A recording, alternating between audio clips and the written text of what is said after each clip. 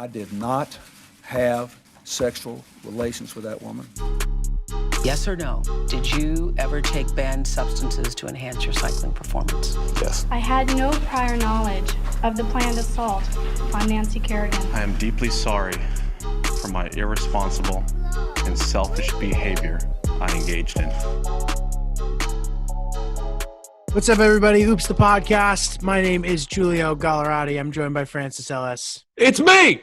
How you doing, dude? Yeah, excited to see you. Every time I see you, it's the best part of my day. That's nice, man. That's nice of you to say. I don't know if I believe you. No, it's true. That's good, man. Likewise, dude. I enjoy this. I convinced you very quickly. No, it's true. It's a good time, you know? It is a good time. What's happening with you? Back to the bathrobe, huh? Dude, I don't know. I'm having like a bad quarantine day. I'm kind of just like bummed out. Dude, it happens, man. I have them a lot. I'm just kind of like, we should come up with coping mechanisms for people when they're in a quarantine funk.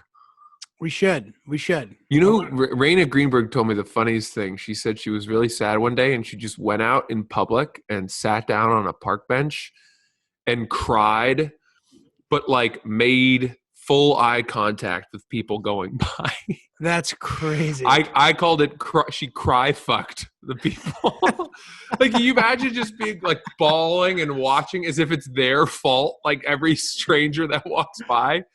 Cry fucking's funny, dude. Cry fuck the shit out of these people. That's really funny.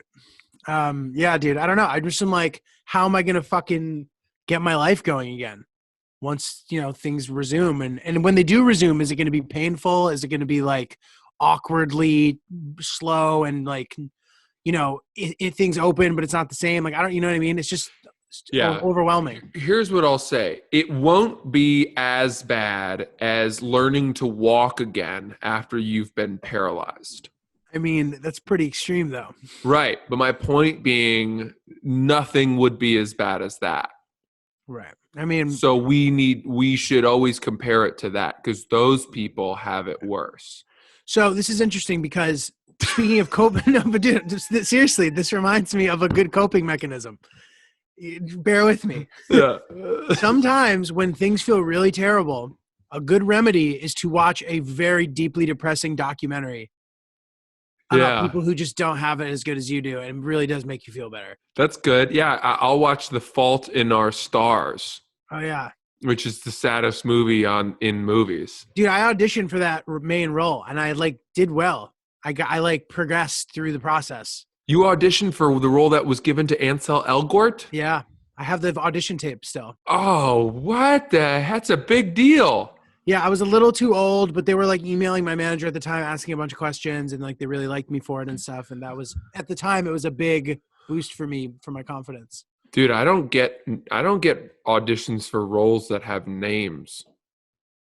What do you mean? You're like guy. I get finance bro number 3. Or, you know, lacrosse bully 2. Dude, you'd be great in a movie like as the cutaway to the guy who's laughing awkwardly. Uh-huh. And then they're just like, oh, man, like just a really funny moment of you being like, that could be nice. Dude, you mentioned the sad documentaries. I finished that movie, The Platform. Oh, yeah. What'd you think about it? Let me tell you something. I don't really think I'm into cannibalism anymore. I think I'm out on the idea of eating people. That movie put it to bed. The scene where he's picking off pieces of like maggot-riddled flesh from the rotting corpse 2 weeks after he's already killed the guy or whatever. Ugh, I know. Fuck, man. And also when the guy calls him his little snail. Yeah, that bugged me. While he's tied up. That bugged me. And then the scene where she kills herself. Not to get, I mean, whatever. Spoiler alert. The lady kills herself to give her body to him to eat. And then they're kind of having these visions of like, she's like, I'm in you, eat me. I want you to do it. Yeah, that was weird. I thought the psychological concepts of the rationing of the food and the way that people immediately look down on the people above them and below them once they changed levels was really interesting. But I thought it was a little heavy-handed on the cannibalism front. My girlfriend made it about 60% of the way through, and then she was just like, It gets we're dark sitting quick. there. We're sitting there watching it. And after a particularly harrowing scene, I paused it and I was like, how you doing? And she goes, can I be honest with you? I was like, yeah. She goes, I hate it. I hate this movie. Sorry. The poor girl, we've been watching it and I'm like sitting there being like, this is kind of interesting. It's a little tough, but it's a change of pace. We've been watching Curb Your Enthusiasm together and enjoying that, so I'll see how she likes this cannibalism movie. Oh, God. Didn't. So I had to finish it on my own. Was that the part where they just show half a torso? Yeah, that was tough, dude. There was just a lot of gore. It was and gory. The eating of the people was tough to watch. So much so that I think I've revised my stance on how easily I could stomach another person. Yeah. I feel you. I just wouldn't. I really. Yeah. Ugh. I don't know. Dude, speaking of watching shit, I was watching a little bit of the Michael Jordan thing yesterday, and I have a question for you because this happens to me, and I want to know if you have a similar feeling. When I watch inspiring stories about inspiring figures who, went against the grain and all that stuff, I just feel depressed that I don't have that kind of strong personality. Yeah, dude. It's a great point that you bring up, because you ask yourself, okay, yes, Michael Jordan, Kobe Bryant, they had genetic gifts. You know what? They were able to move with hand-eye coordination and speed at 6'7" that most people at 5'10" do not possess. So sure, they were always destined to be great. But at the same time, if you or I had their will and their desire to be great, how far would we be? How far are we held back in our own bodies simply because we don't give as much of a shit as they did? Right. No, I know. I see what you're saying, man. For sure. I don't know. I don't know the answer. I'm certainly not as talented as them. I also know, though, that I have trouble sometimes. Like, I'd rather just have everything be chill and normal and not have to have weird confrontations with people, where I'll kind of just be like, all right, I'll make concessions because I'd rather have it be comfortable for me as opposed to this. Dude, totally. And for some reason we've glamorized this hyper competitiveness that people have. These stories of Michael Jordan betting $50,000 with other guys on the team about whose duffel bag would come out of the fucking airport, baggage chute first. Right. And needing to win in everything, needing to win in golf, needing to win in one-on-one, all this shit. Have you ever met somebody who's that competitive in real life? Yeah, and I fucking hate them every time. They suck. Those people suck to be around. They suck. I'm so glad terrible. you agree with me. Dude, it's constantly everything you do, you're like sparking some sort of competition, and it's like, dude, chill, man. Like we all can be good. I hate people like that. Do we have a buddy? Hypersensitive. We have a buddy who is so intense about beer pong. So intense about beer pong. Every time he plays, he starts by putting like $20 in the middle of the table. And he's basically like, you can't play against me unless you're willing to bet money. Do I know this guy? Did I play beer pong against him? You may have done. Yes, he certainly, he's noticeable. He's also very good at beer pong. And he's very self-satisfied when he wins. And, there are just times it makes me not want to either play beer pong or even be around him. And it's like, this is especially, look, I get it. When we were 19, 20, beer pong was very competitive. Right. And it mattered, being the guy on the table at the party, that was sort of the center of the fun. And you wanted to stay on the table and it mattered. You even thought maybe your ability to hook up with girls depended on it. And it was potentially true. Exactly. Yeah. But now whenever in the rare moments where a beer pong game opens up in my life and I have a chance to play, I'll probably play like once a year now, Right. twice a year somewhere. And it's like, oh, every time you're like, oh, that looks fun. I haven't played beer pong in forever. And then my buddy comes along. And it's as if he hasn't missed a day. It's as if since the day we graduated from college, he's been competing in some kind of underground, blindfolded Russian roulette beer pong league. And his skills are as sharp as ever. And the tenor at which he operates competitively is just as high strung as it ever was. And immediately you're like, are you fucking kidding me, dude? Like, this isn't what we're going for. Our girlfriends are playing. Like, let's just chill. Right. Dude, totally. It's really stressful. And dude, I there's an unfortunate, during this time, it's hard to imagine that like karma exists when it comes to people like that. Cause I know so many people like that who just are so ruthless and they'll do anything to get ahead, and they do. Yeah. And like, look at the fucking Trumps of the world. You know what I mean? Guys who say what you want about him. You know what I mean? He has this like killer personality. This Totally. kill or be killed thing. Always, everybody's an enemy, blah, blah, blah, whatever. And look at him. You know what I mean? He's gotten to he's a fucking president.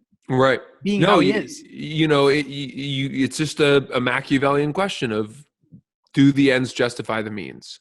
Are your methods and all the bridges that you burn along the way written off as collateral damage once you gain those positions of power or those achievements? And then the question remains like, all right, is it possible to be great and achieve legendary status without being a dick? Right. And Dude, I think the answer is yes. I mean, you look at Roger Federer, right? Right. You tell me. That was the example I was going to make. Is Federer known inside tennis circles as secretly being a dick? No, dude. He's not like and I know people on the tour who are in the locker room all the time. I'm pretty well connected to the tennis world, and everybody says he's the fucking man. That's awesome. Everybody says he's the fucking man. And it is possible then. But if you ever listen to Federer give an interview, he always has a moment where he makes the most smug remark. They'll be like, oh, are you excited to play so-and-so in the finals of the Australian Open? He'll be like, it's going to be a great match. It's exciting for him playing the greatest player of all time. He's had a great year, but like he'll always drop some shit like that in. So does he say that? Is it that on the nose? Every Federer interview, but then he'll save it immediately by saying something really nice and humble and supportive. Disarming. He's very disarming. He's got a good sense of humor, dude. He still seems like a great guy. I love him personally. I don't know him, but I love him. I love all those guys. I love they him. They all seem like good guys, Nadal. those guys. Yeah. But we Nadal's should hang out with them. That would be so fun. Yeah. Novak is the one I have my doubts about. I have my doubts about Nadal and Novak. I have my doubts about Novak because he's a very strong anti-vaxxer. Oh, vaccine? He is adamantly opposed to vaccines, which begs the question. This was a great article that came up today, that if the USTA allows for the resumption of tennis, they'll do it, as many sports will, under the mandate that all players must be tested and vaccinated once the vaccine comes out. Wow. And for a guy like him, who has this idea that he refuses vaccines, how is he going to work around that? That's a great question. I'm not really sure, man. My thing about him is he seems so much like he wants everyone to just love him. Yeah. Because he doesn't get the respect that Nadal and Federer do for whatever reason. So I almost am like, is he really this nice? Because he's such a humble loser. I've never seen anything like it in my life. Yeah. At the net, when he does the handshake, like you can really tell a lot by that interaction. He seems like he's happy to be losing. I know. He also doesn't lose that often. I think that of all those players, if you consider it some kind of weird human rock, paper, scissors, Djokovic was the one who held the upper hand ultimately over Nadal and Federer. I know. He's like the best player. Yeah. As far as being great, obviously that's a discussion, but as far as being the guy who at the peak of his game could beat both Nadal and Federer, he's the only guy really. Right. It's crazy. Tennis, so dude. We hear all of these examples to return to the can you be great without being a dick? You hear so many examples of people who were great, but who behind the scenes were dicks. David Letterman, famously, was a kind of crotchety, growling guy who, as it came out, was having affairs with people that worked with him and would notoriously keep the air conditioning at the studio for the Ed Sullivan Theater on full blast, and the studio audiences and the staff would be freezing because that's how he wanted it to be. But then he's, in my opinion, second maybe to Carson, the greatest late night host ever. I agree. Yeah. So likable when the lights and the cameras were on. So and just enough edge. Yeah. He was great. So you kind of forgive it. You forgive these little things you hear. Tiger Woods, right?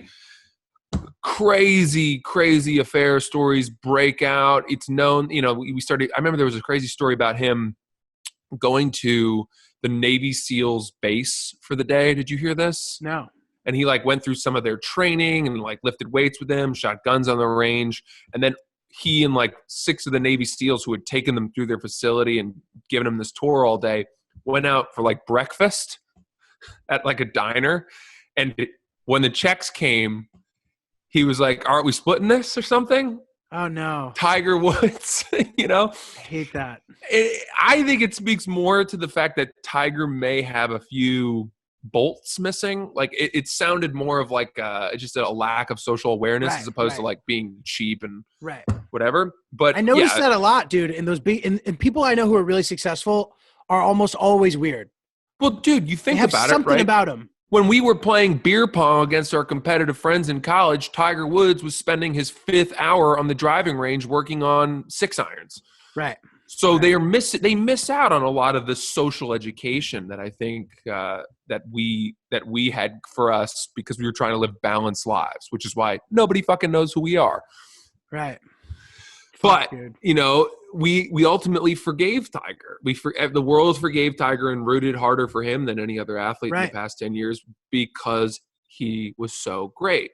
People love redemption too, man. Exactly. So the question is, who are the totally pristine, redeemable people that have no blemishes on their records, right? Who've been nice all the way and have achieved the top spot. I mean, LeBron is a very interesting example because LeBron doesn't have any blemishes, really. Yeah, you're right. He doesn't. And yet we hate it. People hate him. Right. People hate LeBron. He has a personality thing that I understand why people do. I love him, but I understand. Yeah. I mean, it's, people sewer his career because he was too public and dramatic about how he was traded from one team to another. Right. It's very specific. Yeah. But yeah, the Jordan stuff, dude, it's a great question. I'm glad you brought that up. The hyper-competitiveness. I just, I get it that some people have that and rely on that. And it was the case that I knew all along I'm competitive, but I'm not. I can move past things quickly. And I used to think that was a character flaw. Right. It meant that I didn't care enough, that I was able to compartmentalize and move on, That makes you a good competitor, man. Cause in tennis, I know we keep talking about tennis, but if you lose a point, if you keep thinking about that point and you start acting negative because of the point, all the great champions are really good at brushing things off when they have a bad loss or all those great guys have heartbreaking losses, life-altering losses potentially. Right. And so maybe you're the ultimate competitor. I also think tennis is an interesting sport in that there are 4 Super Bowls a year. Right. Yeah, you're right. You know what I mean? That there simply is no time to dwell on a loss because and not only that, but each major tournament is 2 weeks, whereas in the NBA season or whatever it is, you got the whole year leading up to this moment that can change. And, you come up 1 game short in the NBA finals. I mean, and then that sits with you all summer long and all the way until the next June. Totally. So I like that about tennis, though. That the point that you have the opportunity to come back much more quickly. Yeah, that's a good point. I never thought about that. Yeah. Never thought about that. Well, dude, I have a funny story for you. Hit me. Did you want to talk about Dennis Rodman? Oh yeah, I had a funny Dennis Rodman encounter. I always loved Dennis Rodman. Loved him. And he's just so interesting and funny, and his story's so interesting and inspiring and whatever. So I was in LA and I'm walking down the street with Ricky Velez and we're heading to the Comedy Store. And we're on that, I don't know if you guys have been there on Sunset, but like there's a sidewalk from the little parking lot, whatever. So I'm walking and Dennis Rodman is walking in front of me and he's with his friend and he's with this girl. So we're following them and I was like, oh my God, Dennis Rodman. In my head, I'm like, I want to try to get a picture with him or something. You know what I mean? The girl that's with them drops a cigarette and I pick it up and I go, oh, miss, you dropped this. And she kind of is like, she's really nice. She's like, oh my God, thank you so much. And like, I guess it could be construed as flirting maybe. And she's like, thanks. Like, what are you guys up to or something? And Dennis Rodman just turns around and goes, oh, look at this. He's like, oh, I guess don't worry about us. About him and his friend. He goes, don't worry about us, man. Yeah, we don't care. We're gay with each other. We don't care about her. He said that? Yes. And I was just like, oh, haha, like trying to be like, oh, huh. And then he's like, what are you guys doing? And we're like, oh, I actually am going to the Comedy Store. Like I have a show. You guys should come. He goes, oh, Mr. Funny Man. Oh, you're funny too, huh? Oh, ha, ha, ha, ha, ha. Oh, Mr. Funny Guy. I was so terrible, dude. I just wanted him to like me, and he just fucking hated me, and it was terrible. And they were going to the Comedy Store, too. So then we walk in together, and he ends up getting kicked out. He ends up getting kicked out of the club 15 minutes later. Really? Yeah. Like, I For don't know. what? He was like, he was heckling in the belly room or something. Like, Oh, Jesus. yeah, it was really dark. But, dude, it was a really bummer of a moment where, like, you look forward to that encounter with your favorite celebrity, and then they just hate your guts. Dude, I mean, you know, the story's not surprising at all. His brains are addled. They've been scrambled. Yeah. You know what I mean, dude? Like Yeah. he has no grasp on reality. And I don't know if it's because of drugs or concussions or drinking or just a total undiagnosed, you know, mental disorder that has clearly gotten worse over the years. But you look at Dennis Rodman when he played for the Pistons and the Spurs before he got to the Bulls, right? And he was a guy, you want to talk about hyper-competitive. I mean, that guy just took everything personally. He's like Ron Artest. And he starts dyeing his hair. I remember, do you remember when he like dressed up in in a dress and like a wedding hair. dress? And That was sort of legendary. Dude, when that happened when I was a kid, I remember hearing that and thinking like, what happened to Dennis Rodman? Why? I love him. Why would he do this to me? Like, why is he crazy? I've never heard of a man wearing a dress like this. If he did that today, it would be like, one, normal, and the amount of people that would like come to his defense on Twitter, I know, or you know, acting on to who he truly was, totally, and trying to rope them into some cause. Totally, it's just crazy to think. Agreed, man. But now he's like, you know, Kim Jong-un's like best buddy. I mean, that's the craziest. Those documentaries are awesome. He's fucking crazy, dude. So, dude, the two things that I always strike me about him. So first of all, like, I don't know how much you know about his backstory, but he played college basketball at an NAI program because he was too old to be eligible to play NCAA because he just was working at the airport.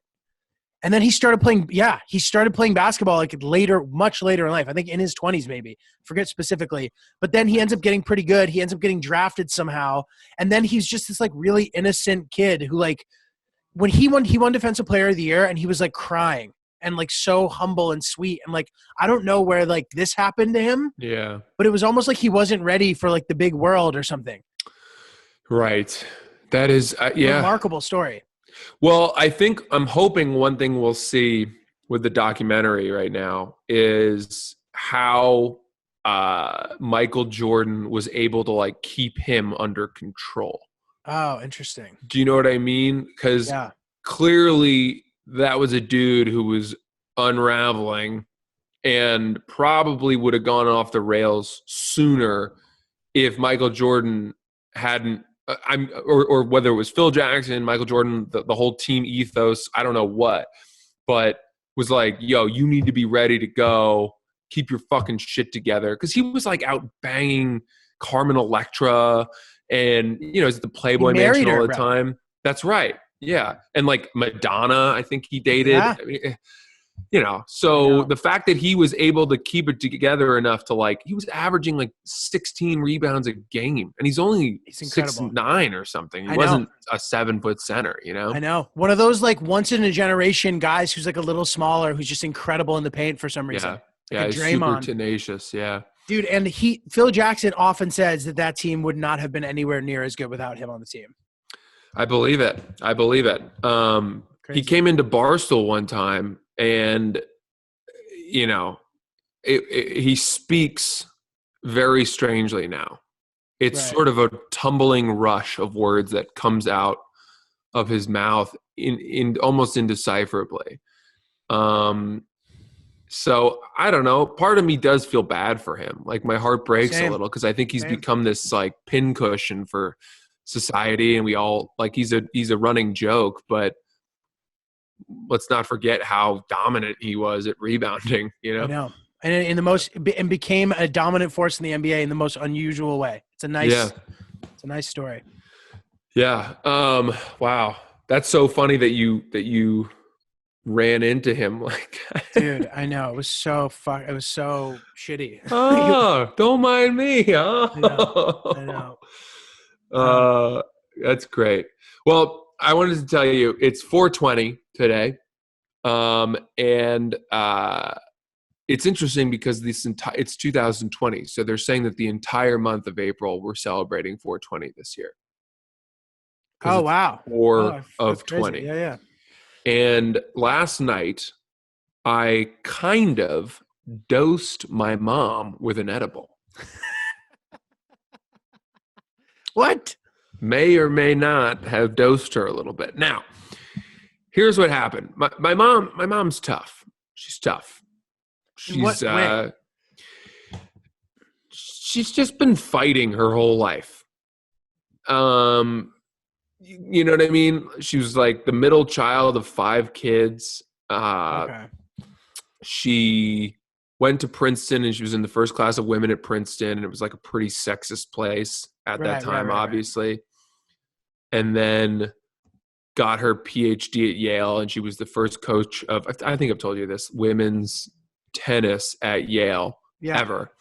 Crazy. And she was an all-American squash player herself at Princeton, and just enduring so much sexual harassment from like the athletic director at Yale. This was before Title IX. So having to go fight with this like manly, fat, sweaty athletic director just to get the like $100 to rent a van that she would then have to drive so that the women's tennis team could go play like Dartmouth and Harvard and stuff. Meanwhile, the men had a chartered coach bus. Right. And just like, yeah, whatever, all that shit. And then she went and worked on the bond trading floor at JP Morgan. She was the only woman there, just always fighting like along the way. And I think it's hardened her a little bit. Right. And she carries a chip on her shoulder. So I tried last night to sort of melt that chip a little bit with 10 milligrams of dark chocolate. And I told her it was 5. I told her it was nothing. She would barely even notice it. She's got real shoulder pain. She's had 2 knee replacements, and her shoulder is now the latest to just have no cartilage left. So she's got bad arthritis. And I said that a lot of people take marijuana as a way of dealing with chronic joint pain. And I convinced her to try a little edible, but I told her it was 5 milligrams and that it was like half the dose that I normally take. But I gave her 10. I don't know why. I just wanted to see what would happen. And dinner was phenomenal. I mean, she was giggling laughing. We were laughing at my dad, having a great time. And I'm talking continued laughs, like to the point where I worried she was going to get self-conscious about how hard she was laughing. Because I didn't want anyone to point it out. You know what I mean? I'm a frequent user of marijuana, so I knew when she had started to come on. You know what I mean? Right. But I don't know if anyone else, my girlfriend did too, but I knew that if someone pointed it out, she would become self-conscious and then anxious, and then that would be a problem. But as long as we didn't mention it, I figured we could ride it out. But then, so we say goodnight, had a great dinner. It was probably the most lighthearted, jovial dinner we'd had. This morning, I get a text from my mom. She goes, "Good morning!" ! I have a package for you. It might be from Bro Bible. Also, Fran, I would like to chat about the edible last night when you have a chance to talk with me privately. So I go over, I'm like, oh shit, this is going to go one of two ways. Either after we left, my mom was like, that was the best thing ever. Please bring me more. Right. Or she's going to be like, after you left, I ate the couch and murdered the dog, and we need to make sure that never happens again. But so I went over and talked to her, and I think she just kept getting higher and higher after we left. And she felt very guilty about how she made fun of my dad, and she just felt this shame, and we were all kind of laughing about it. And I then revealed that I'd given her more of a dose than I thought I should have, and so I'm hoping we can try it again with a lesser dose for her. Yeah, I mean that's reasonable. It could have been a much worse conversation. I agree. What have you ever have your parents? What's your parents' stance on pot? Would you ever smoke with them? Would you ever eat edibles with them? What's the deal? My parents are fine with it, I guess. I'm not a big smoker. Occasionally I will. But I think, now in adulthood, I think they'd be fine with it. My mom probably would be like, it smells bad. She probably thinks the smell is too potent. But no, neither of them are pot smokers. I don't know. This doesn't apply as much to them. They're not anti. They're not no. They're not anti per se. My mom is anti because she's kind of sensitive with smells, and it's obviously a strong odor. But I guess they're fine with that. That makes sense. Yeah. I felt bad after. I should have given her less. I think that's just such a bad experience. It's like teaching a dog to swim. You shouldn't just throw the puppy off the dock and be like, figure it out, you got to let them kind of ease their way in and feel it around and get used to the water and oh, this is actually kind of nice, huh?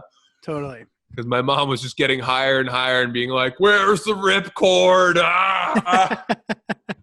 That's great. Dude, the first 30 minutes that I'm high, I've been smoking a little bit out here because there's nothing to do. I like that. That's good. I'm excited. The first 30 minutes, I'm so motivated and I think I'm so clever and I'm having such a good time. And then the rest of it, I'm just starving and paranoid.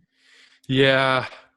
Dude, I find that the more that I've used marijuana in my life, the more I've been able to master the cravings and exist in a comfortable, sustained state, as opposed to it being some place where I've let go of all inhibitions. I'll eat whatever I want, right? And kind of just not have and melt, right?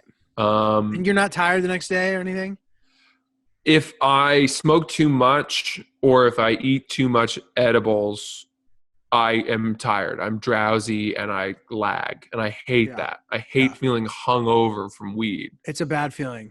But part of me knows that the way I combat that is I'll just make sure that I do it earlier in the evening, and it's just like drinking for me. I'll stop a couple hours before I go to bed so that my body can sort of flush it out better. Right. I don't know. It's solid. Yeah. Chris, hop in here for a second. Chris is an avid pot user. Chris, did you do anything to celebrate 420 yesterday? After I finish doing all this, hopefully, yeah, I will. Oh, yeah, that's right. Today's 420. Well, I thought you were talking about tomorrow because this will come out tomorrow. But Sounds like somebody's been using the pots and pans already, Chris. no, not yet. I can't work and do that. Is that right? No, I can't. I could. It would take like 150% of my brain power to do it, and it would take a long time, and I just don't enjoy it. Chris, you're looking like an 8 today. I got to be honest Thanks, with you. dude. Yeah, you're looking real Beer good. is hot. Yeah, Thank you're you. looking real hot. You got nice skin. Nice skin. Yeah. Have you lost some more weight? Yeah, I'm down to 20. Lost great, 20 pounds, dude. Yeah, That's it's like a great. month. Good, man. We're gonna have to put you in a tank top soon to get a real sight on those traps and hams. Those guys. Yeah, I'm Yeah. yoked now. Nice. Chris, All right. that you bring up a good point about working. I remember when I was in college, I had to write a paper for a class that I hadn't gone to the entire semester. Oh god. This is before I like started buckling down in school. This is the semester before. And our entire grade was based on this paper. I didn't go to a single class, and it was midnight, and I had to write this 10-page paper that was my entire grade. For some reason, I smoked before doing Oh my god. and I remember sitting down to try to start writing this paper, and I just started sobbing.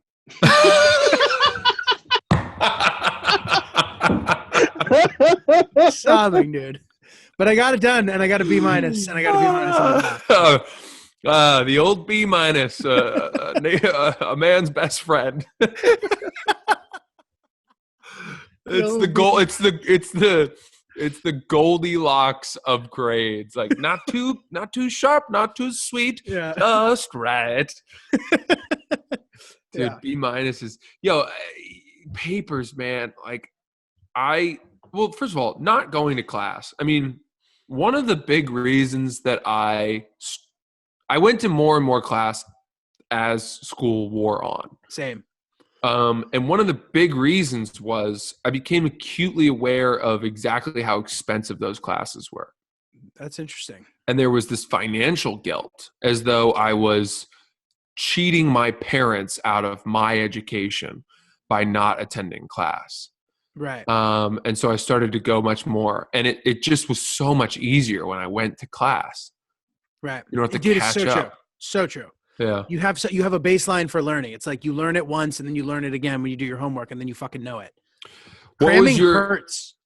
What's that? Cramming. Cramming Yeah. literally hurts. And Yeah. I'm glad that I taught myself how to kind of like break things up over a period of time. I mean, college was so valuable for me, man, as far as like coming of age and stuff. I really matured a lot. I agree. I didn't have too many things to cram for, but yeah, having to write like 7 pages of a research paper in a night is just, Oh my it's a God. fucking marathon, dude. Dude, yeah. For art history, I remember the same thing. This was the same semester that I did with the paper story. I didn't go to my art history class the entire semester either. I couldn't make it. 11 a.m. was too early. Just pathetic, dude. And like I had and the way we did tennis practice is we had a 6 a.m. practice and a 6 p.m. practice. I never went to the 6 a.m. practice ever once. You didn't have to? No, you had to pick. Oh, interesting. Because with our class schedules, like it was a whole thing. So like people couldn't make the 6 p.m. practice because they had class, whatever. Oh, So I would wow. always go to 6 p.m. class. Anyway, I didn't go once the entire semester, had to cram. I took a 30 milligram Adderall. I had never taken Adderall in my life. I took a 30 milligram extended release Adderall. And I just almost started like tripping balls on dopamine. Like, Yeah. dude, That sounds like a lot to start with. I thought that I could like figure anything out in the world. I wrote this comprehensive plan how to solve world hunger. I'm not joking. I was like, it's all about empowering the people, microfinancing. Like I wrote this whole crazy thing. And then by 6 a.m., I had somehow gotten into a fight with my girlfriend. I convinced myself that like she had done something wrong. I stormed out of the apartment. I slept on my friend's couch. It was the biggest emotional roller coaster. And it's just not worth it, man. Like it's not worth it to cram. No. Or was that the start of your Adderall? That experience Started it. led you to think like, well, this is for me. Dude, I said I'm never doing this again, and I got straight A's for the rest of college. But you did it. What do you mean? Did you take Adderall again after that? I started taking it every day for 10 years. That's what I thought. Yeah. Wow. Interesting. So Turned my life around, bro. that's amazing. When was that? This was the semester before second semester. So it was first semester junior year. Wow.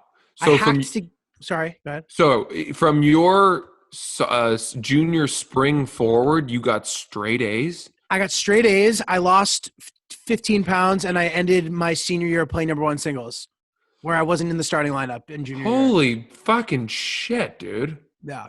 Well, that is an endorsement for the drug, I guess. I'm realizing now, if I got drug tested, I probably would have had to sit out because I don't think you're allowed to take that if you don't have a prescription. Yeah, I always wondered about that. It was on the banned substances list, but I thought there was some allowance for if you were actually prescribed the drug. So I was not prescribed, and I became prescribed after college. Got it. I just buy it off friends and stuff. Let's check in with you now because you've now been off of Adderall for some months, right? Since we started, I haven't taken it once. Since we started the quarantine. Since I started, since I said I'm not taking it anymore, I haven't taken it. And that was a few months ago, right? Yeah, and I took some of this powder thing, but like now the issue that I have with it that I'm unsure about still is when I did that initially, I ate an incredibly clean diet because I was like, I don't know if I can handle this if I'm like drinking and not eating well. So I was eating really healthy, not drinking, not doing any drugs, like clean. So it was fine. I felt pretty good. During this, I have more time. So even though I have I've drank like one night a week and I'm eating pretty healthy still for the most part. But I'm unclear how it would go if my lifestyle was normal again. Like, would I be able to be drinking and not taking it? Like I don't want to take it anymore. I think that I've now matured to the point where maybe I can handle it, but I don't know. We'll see. I feel pretty good. That's great, dude. That's a huge step to wean yourself off of something that has that much effect on your brain chemistry. Yeah. And I really believed that I could not function without it. And I am probably very ADD. And, I can function without it. And it feels nice to like go to the doctor and write, no, are you taking any medications? Yeah. You know? Yeah. Dude, it reminds me though, you mentioned, having a tough quarantine day and having down days. And I had one, I think it was on Saturday. I mean, I have them pretty frequently now, so it is what it is. But here's how irrational I got.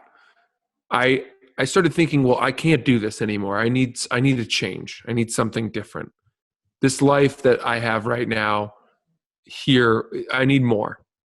And I started, but I didn't think that I could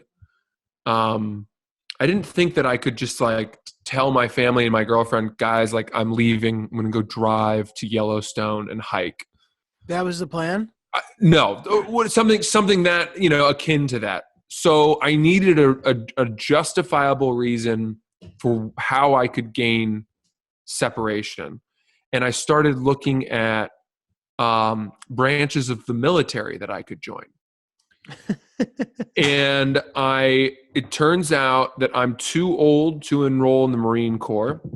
The cutoff is 29, but the Army allows you to enroll until you're 34. The Air Force is 31, so I could still join the Air Force, but I wouldn't want to. The Navy I can join, and yeah, so I can join the other three other than the Marine Corps, which is too bad because that was the one I wanted to join. But dude, I started looking at like ways to enroll. I was just thinking like, I could really use 4 years where I'm told exactly what I have to do as opposed to having free time and too much time to like let my thoughts go crazy. Right. I mean, dude, that's how stupid I got on Saturday. I'm sorry, dude. That's hard. Have you gone hiking at all? Yeah, we go for walks and stuff. Yeah. So, dude, I have this app called All Trails app. Have you heard of it? No. It's a hiking app, and basically it tells you where all the hiking trails are, wherever nearby. And I've been doing that. I've been going on one pretty almost every day. And it's been making me feel much better. in case, I don't know. What time of day do you go typically? I usually go, I'll exercise and then I'll go right afterward. Oh, that's nice. Yeah. And like, I've been going on long ones. Like yesterday I went on like an 8-mile hike. The hell? I know it took 3 hours, but I mean, they're not like challenging, you know what I mean? It's pretty flat, Sure. but it's nice. It's nice to clear your head and get in nature and everything. Do you And bring there's your, no one around? do you listen to music? Sometimes I'll call people. I'll listen to a little music. Huh. Yeah. That is nice. Whatever. Well, better than joining the military, probably. Potentially. Dude, Hey, man, here was one of the things that stopped me from emailing a recruiter. you got that far? Oh yeah, I was getting contact info. I was really spiraling. And one of the things that stopped me was that I was like, oh, I've got 136,000 Instagram followers. And I just feel like if I joined the military for 4 or 5 years or whatever, by the time I came out, I don't think that they'd all still be following me. What? Like I was worried that this beloved Instagram following that I've just kind of nurtured up, coaxing the little flames all these years, that if I went to Fallujah or, at the Korengal Valley and didn't have cell service to post funny shit, all these people would be like, I'm not one following him anymore. And I'd come back from active duty with like 6,000 followers and I'd be all sad about it. Dude, are there rules about that? Like, are you not allowed to make Instagram videos in the Army? I think there are some rules. I mean, I know some people in the military who have Instagrams and, I think there's stuff they can and they can't post, but yeah, if I went from like people following me for my Game of Thrones songs and then all of a sudden I'm posting like my camo face paint and my fucking assault rifle being like, hoorah, bitches. Right. People be like, whoa, this is not what I signed up for. So I couldn't face that. So, there it is. I mean, Instagram helping in weird ways. Yeah. I do love the military, though. I've always been enchanted by war. It is a very interesting culture. It is. I mean, I agree. Yeah. Let's call it there, dude. That was good. Yeah, Good discussion. Covered a lot of different shit today. Wow. As always, you guys send us your fantastic submissions. We've been getting so many interesting emails and DMs, stories from people to our Instagram account, Oops the Podcast. You can also email them to our Gmail account, oopsthepodcast@gmail.com. Please subscribe and rate and review. Leave a comment about the pod. That always helps. We would appreciate that. For now, I'm Francis Ellis, and he's Giulio Gallerati. Yes. Any last words, G? Yeah, check out our YouTube also. Hell yeah. Hey, we'll see you next week, everybody. Thank you. Yes.